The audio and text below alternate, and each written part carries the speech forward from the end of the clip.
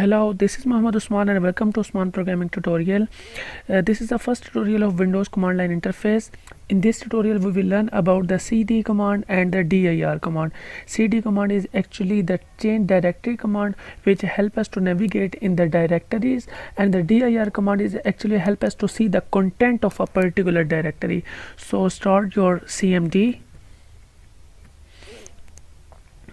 Now what you are seeing here, this is actually the my current working directory, which is where I am standing. So if you want to move, if you want to see the content of this current directory, you have to write the command dir. So it show me the content in the form of list, which is actually placed in my current working directory, which is Muhammad Usman, which is inside the users.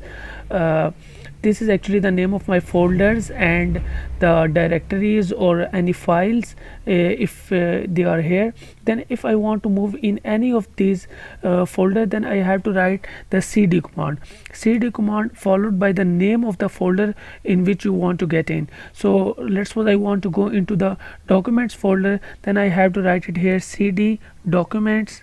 If you write the half of the name and then press the tab key, then it will fulfill it for you, cd documents. So it will take me into the documents. Now if you want to go back one step, then you have to write the cd space dot and dot.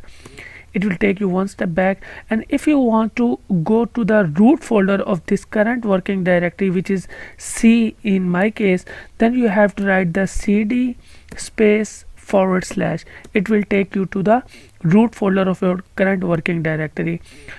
If you want to go back two step from your current working directory, then you have to write the cd space dot dot / and dot dot again. It will take me to the users.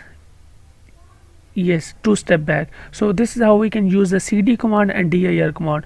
I hope it will help you.